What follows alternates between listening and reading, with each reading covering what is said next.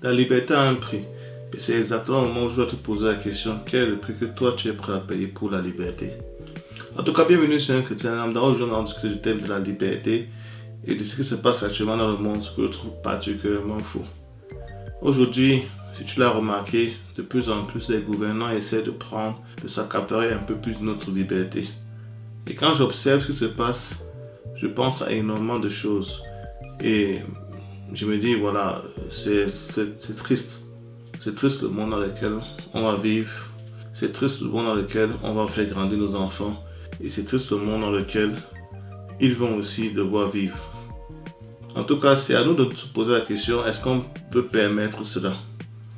Prenons l'exemple de la pandémie. Prenons l'exemple de tout ce qui est en train de se passer. Prenons l'exemple de toutes ces restrictions qui nous sont imposées. Et du fait qu'une grande partie du peuple accepte ces restrictions sans broncher. De ces vaccins qu'on veut nous imposer. Moi, je ne suis pas particulièrement contre les vaccins. J'ai déjà eu à prendre beaucoup de vaccins. Et jusqu'à présent, j'avais une certaine confiance aux vaccins qu'on me prescrivait, bien que les médecins me conseillaient. Mais dans ce cas particulier, ce vaccin qui n'a pas encore toutes les autorisations, dont on ne connaît pas l'efficacité, dont on ne connaît pas les effets sur le moyen et long terme, le fait que ce soit la solution magique pour le problème de la pandémie actuelle me laisse un peu perplexe. Et le fait que beaucoup de gouvernements misent complètement sur ce vaccin, je ne sais pas trop quoi y penser. Mais qu'est-ce qu'on peut apprendre de cette situation? Moi en particulier, je pense beaucoup à une image. Je pense beaucoup à l'image d'une personne qui est sur un âne et qui a une carotte et qui a un bâton. Je ne sais pas, il y a cette image peut-être dans le passé que tu as eu à voir. Et moi, cette personne représente un peu le gouvernement. L'âne, c'est le peuple. La carotte, c'est un peu avec quoi on va attirer le peuple. Et le bâton, ce sont les restrictions et tout ce qu'on connaît. Donc, qu'est-ce que le gouvernement a fait? Le gouvernement essaie de nous donner une carotte. En fait, la carotte, on l'avait déjà. Ça nous appartenait, c'était notre liberté. C'était un peu tous les droits qu'on avait acquis. Et maintenant, le gouvernement dit, bon voilà, si tu veux récupérer ta liberté, si tu veux récupérer tes droits, tu dois marcher comme je veux. Tu dois avancer dans la direction que je souhaite. Est-ce que cette direction est bonne? On n'en sait rien.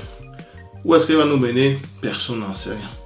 Mais il y a une promesse, que si tu marches comme le gouvernement veut, alors tu auras ta carotte. Tu pourras à nouveau aller dans les bars, tu pourras à nouveau te faire plaisir dans les clubs, tu pourras à nouveau faire ton sport, tu pourras à nouveau jouir de la vie avec tes enfants, voyager, profiter de la vie. Mais qu'est-ce qui se passe si tu ne veux pas suivre la carotte? Bien, viens le fouet. Alors, on va te fouetter, on va te restreindre tes droits, tu n'auras le droit de ne rien faire. Et c'est la seule solution qu'on semble nous présenter, la carotte ou le bâton. Et je ne sais pas pourquoi beaucoup de gens acceptent cet état de fait. Et en plus de cela, tu es dans une situation assez loufoque où ceux qui décident de suivre la carotte se plaignent de ceux qui ne veulent pas la suivre. Bon, tu es dans un sujet aussi grave que le vaccin, qui concerne ta santé personnelle, où normalement on doit respecter ton intégrité physique. Cette pression qui est mise sur les gens n'est pas très saine. En tout cas, si ce n'est que pour toi, peut-être si tu n'as pas encore accepté de te faire vacciner et que je te pose la question, voilà, est-ce que je dois me faire vacciner? Comme je l'ai dit dans ma vidéo précédente, il faut s'éclairer un peu sur le sujet, il faut un peu essayer de savoir quels sont les inconvénients et les avantages de prendre le vaccin ou pas. Du moins dans cette vidéo, je vais essayer de t'énumérer ce que moi j'ai appris jusqu'à présent. En quelque sorte, ce que moi j'ai appris, le vaccin n'est pas si mauvais que ça. Voilà, si tu prends le vaccin, normalement tu dois réduire ta probabilité de faire partie, de développer le cas grave de la maladie. Donc c'est un avantage du vaccin. Le vaccin supposément devrait diminuer les risques que tu transmettes le virus et aussi diminuer les risques que tu sois contagieux en quelque sorte. Bien évidemment, au début de la pandémie, il y avait cette promesse que si tu prenais le vaccin plus tard, tu devais ni être contagieux, ni développer la maladie, et en aucun cas développer la maladie grave. Mais nous savons déjà que ce n'est pas la réalité. Donc on en vient directement au sujet des inconvénients. Quels sont les inconvénients? Les inconvénients sont que malgré le fait que tu prennes le vaccin, tu restes malgré tout contagieux. Tu peux malgré tout contracter la maladie, même des formes graves. Et il y a des risques d'effets secondaires, même si ces risques sont minimes. Mais elles sont malgré tout là, même si les médias en parlent très peu. Maintenant, si tu décides de ne pas prendre le vaccin, quels sont les avantages?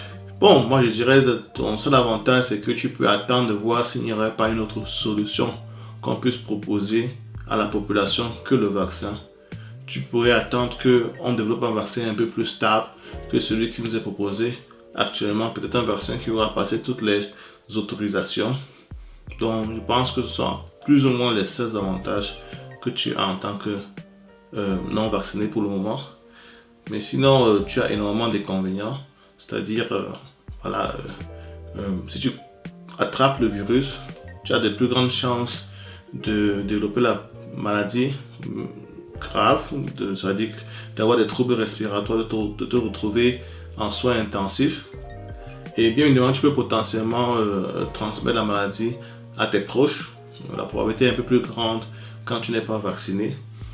Et bon, maintenant, le point le plus gênant, c'est que tu dois subir toutes sortes de restrictions. Comme ne pas le droit d'aller à des restaurants, salles de sport, peut-être voyager dans certains pays, etc., etc. Maintenant, à la lumière de ces informations qui ne sont pas complètes, et je t'encourage vraiment à te renseigner sur le sujet, à vraiment prendre des informations sur des sources différentes et alternatives, à essayer un peu d'avoir la contradiction, c'est-à-dire ne pas seulement écouter des choses qui sont pour le vaccin, mais aussi des choses qui sont contre le vaccin.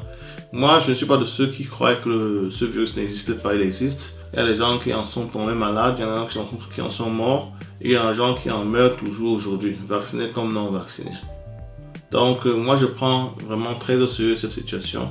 Et pour moi, en fait, c'est juste que tu dois te renseigner. Tu dois avoir une idée éclairée du choix que tu prends de te faire vacciner ou pas. Mais moi, particulièrement, je ne pense pas qu'il y ait un problème à se vacciner, tout comme je ne pense pas qu'il y ait un problème à ne pas se faire vacciner. Autour de moi, je connais des personnes qui sont vaccinées et je connais aussi des personnes qui ne sont pas vaccinées. Donc, pour moi, ce n'est pas un souci. Mais il faut juste savoir que, quel que soit le choix que tu prends, tu as des risques que tu prends et tu as des avantages et des inconvénients.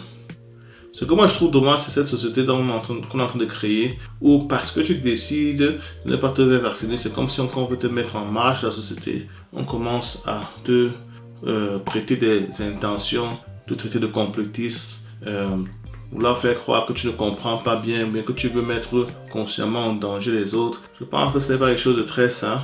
Mais bon, c'est la situation actuelle où on se trouve. Mais c'est à toi, personnellement, si tu décides de ne pas te faire vacciner, de vraiment garder le moral et de ne pas laisser les choses t'impacter trop. Tu dois savoir pourquoi est-ce que toi, personnellement, tu ne te vaccines pas. Et être capable d'être ferme dans tes convictions aussi longtemps que tu es prêt à supporter les conséquences de tes choix. Maintenant, si tu es chrétien, et je parle aussi normalement aussi dans cette vidéo des chrétiens, je pense que tu dois te reposer sur le Seigneur. Une des promesses du Seigneur, c'est qu'on puisse vivre en liberté. Et cette promesse, je la prends très au sérieux. Car cette liberté, il ne nous a pas accordé gratuitement. Il a payé cette liberté de son sang. Si tu te rappelles très bien dans la Bible, il a été sacrifié pour nous, pour qu'on soit libre en lui. Il a été maltraité, on l'a fouetté, on lui a mis une couronne d'épines, on s'est moqué de lui. Et il a dû porter sa croix extrêmement lourde. On lui a cloué en le crucifiant. On lui a transpercé d'une lance. Tout ça pour que aujourd'hui nous puissions être sauvés en lui. Donc c'est ce qu'il lui a fait. C'est le prix que lui a payé pour qu'on soit libre. La question c'est que faisons-nous de cette liberté? Que faisons-nous de cette liberté? Et quel prix est-on prêt à payer pour conserver cette liberté? Et par exemple, une de ces libertés, c'est la liberté de pouvoir décider ce que tu veux te faire injecter dans ton corps ou pas. Qu'est-ce que toi tu es prêt à payer? Est-ce que tu es prêt à perdre ton travail? Est-ce que tu es prêt à changer de pays? Est-ce que tu es prêt à supporter les calomnies, les moqueries? Est-ce que tu es prêt à supporter les pressions de ton chef? Est-ce que tu es prêt à faire tout cela pour rester libre dans tes choix? Et surtout, est-ce que tu es prêt à faire confiance en ton Dieu? Est-ce que tu es prêt à te reposer sur lui et à ne pas avoir peur et à garder confiance? Ce sont les questions que tu dois te poser, car nous ne vivons pas ici pour le monde actuel. Nous savons que ce monde actuel va périr. Nous vivons pour le monde à venir. Et notre fondation, c'est notre Sauveur. Et nous devons nous rappeler cela, quel que soit ce qui se passe dans le monde. Nous chantons toujours « Le monde va changer, le monde va changer ». Donc je dis que tout va changer, mais ce Jésus ne change pas. Et nous on prend ça au sérieux, tout peut changer. Ton travail peut changer. Tu peux perdre ton travail, tu peux perdre tes revenus. Tu peux même perdre ton conjoint. Il y a actuellement dans ce temps de stress ou parfois, ou même dans les périodes de confinement, à la maison, voilà, tu es obligé de passer du temps avec quelqu'un que peut-être tu évitais. Et ça peut créer des stress, ça peut créer des tensions, ça peut créer des problèmes. Donc beaucoup de choses peuvent changer. Ton partenaire peut changer, ton chef peut changer, ton gouvernement peut changer, ton pasteur peut changer, ton frère en Christ peut changer.